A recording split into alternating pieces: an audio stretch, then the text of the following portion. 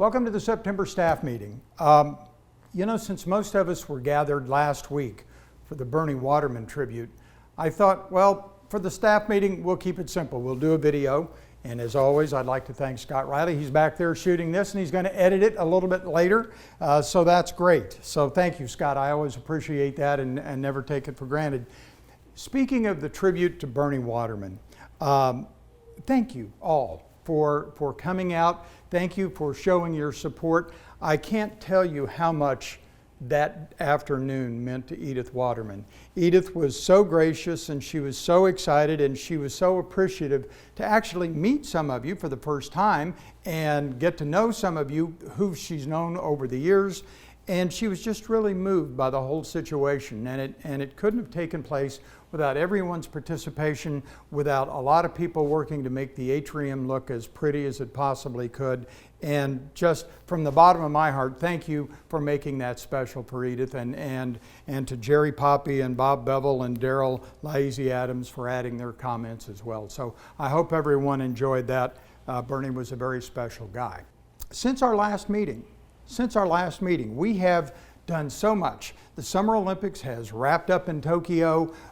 We've completed all of those Summer Olympic Games, and now we're back into the Paralympic Games. We've done 2 preseason football games with the Miami Dolphins. We've done 2 hurricane shows.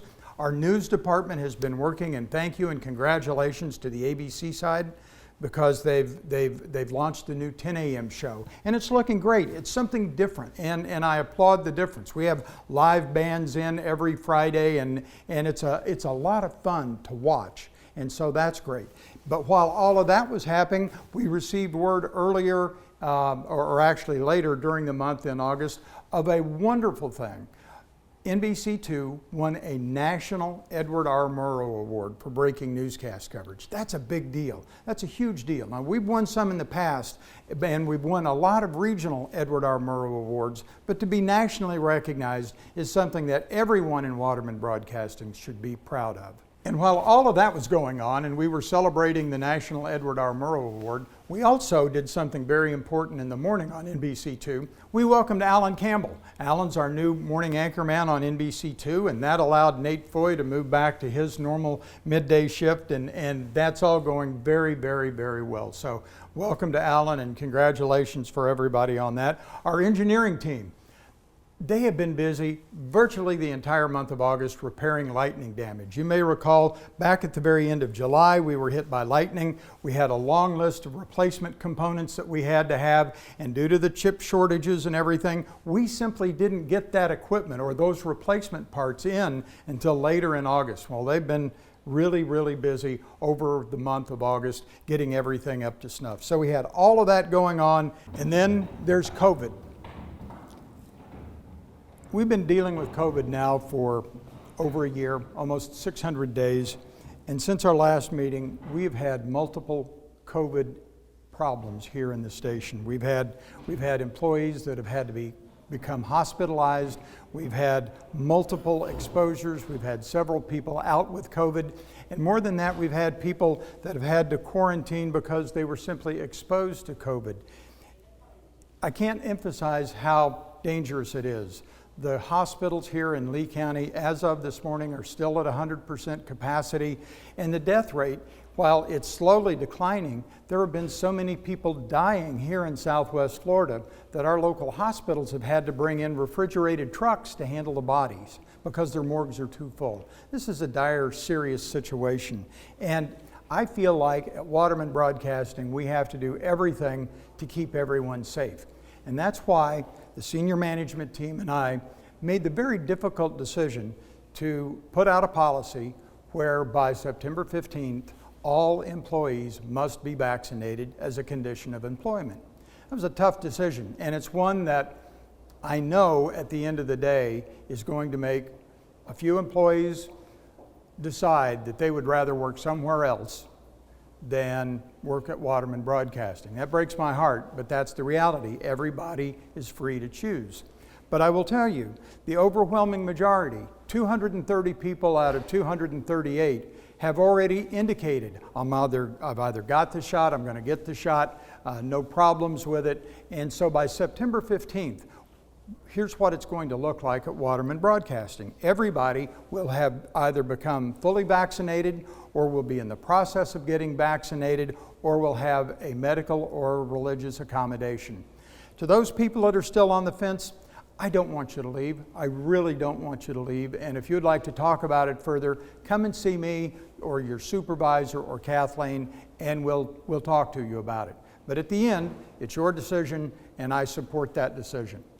This month, we are happy to welcome 7 new employees to Waterman Broadcasting. Actually, I'm lying. We're adding 6 new employees and a boomerang employee, but I'll explain that in just a second. In news, we have Laura Erwinger, she's a producer who's joining us, Sarah Metz, an MMJ who's joining us, and Victoria Costa, who's going to be a digital content producer. Now here's the boomerang employee.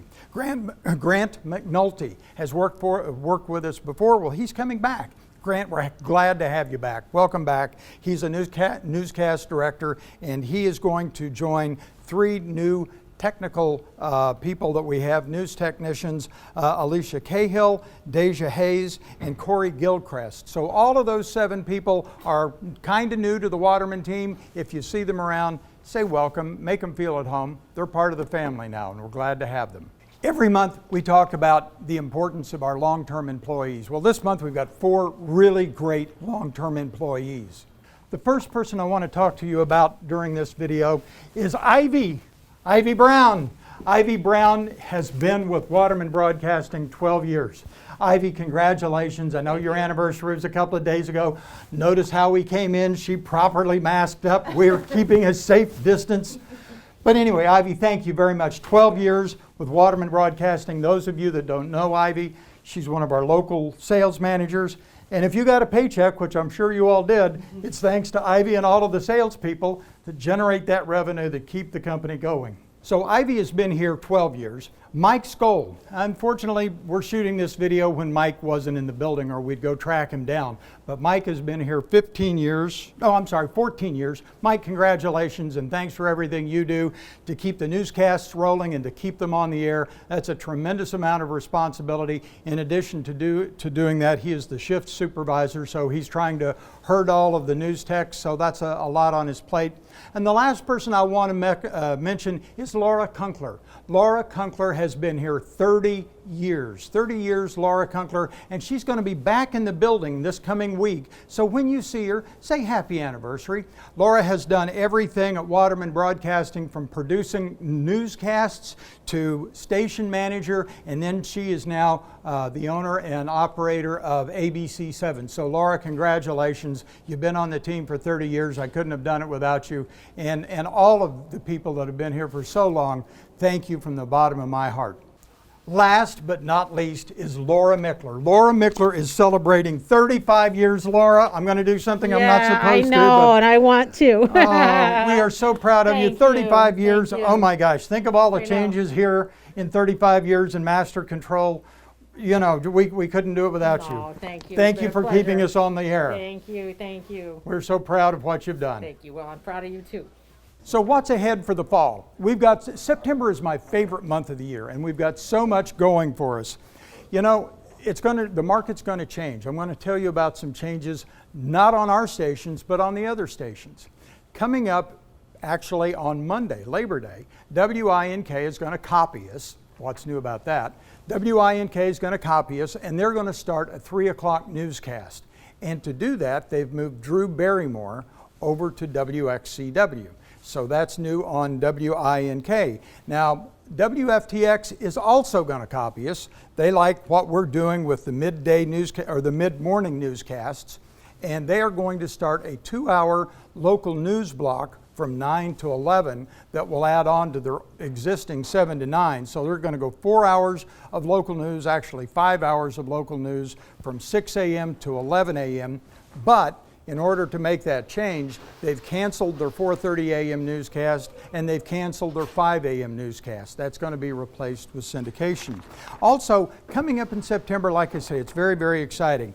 NBC's rolling out their new lineup, ABC's rolling out their new lineup, and syndication. Syndication on September 13th, we're going to start seeing a lot of new production in all of our syndicated properties. I think the most one of the ones that I'm eagerly anticipating is Ellen DeGeneres. This is going to be Ellen DeGeneres' final year on television, and she's going to start her farewell tour. It's going to be highly promoted, and that's going to be great. So she's going to start in the early part of September. Drew Barrymore is going to start with new production on September 13th. We're going to get new episodes of Dr. Oz on NBC, new episodes of Wheel of Fortune and Jeopardy. And how about that Jeopardy host situation? What a bizarre turn of events. I honestly don't know who's going to be the host of Jeopardy, but stay tuned. You can find out as soon as I do. And then with all of those changes, with all of the network stuff, my favorite topic of all, football. Coming up this Saturday, just this Saturday, Labor Day weekend, ABC is going to kick off its college football coverage. On Saturday, we've got a triple header lineup, and it starts with University of Oklahoma playing Tulane, and then the big game at 3:30 in the afternoon, we have the Alabama Crimson Tide and the Miami Hurricane. That's going to be a great matchup. A lot of people think Alabama's got a lock on it, but that first game of the season can go any way, so that's going to be a good contest. And then in the evening, we've got the Georgia Bulldogs playing Clemson. So 3 great games on Saturday, but wait, there's more. On Sunday, there's no Sunday night professional football yet, so on Sunday night on ABC, a primetime college football game, Florida State is going to host Notre Dame. What a great game. And then on Thursday, this coming Thursday, the NFL kicks off on NBC, right here on NBC, starting at 7 o'clock as the Dallas Cowboys travel to Tampa Bay to face the world champion Tampa Bay Buccaneers with Tom Brady. Great football, and then right after that we get into Sunday night football. ABC's going to have some Monday night football games, and that to me is just wonderful to get back to football. And then as we go on and on into the season, remember we finished the Summer Olympics. We've got the Winter Olympics not far behind, and we have the Super Bowl coming up. So that really wraps up the September staff meeting video. I appreciate you taking a few minutes and looking at it. Excitement about the new lineup coming, excitement about the football games that we've got coming on. Thank you to everyone who has supported us throughout the COVID pandemic. I'm sorry that we've made some of you step outside your comfort zone, but in the end, the one thing that I want more than anything else is for all of you to be safe. And that's how I'm going to end it. Please, please be safe. Have a great September, and we'll talk to you in a month.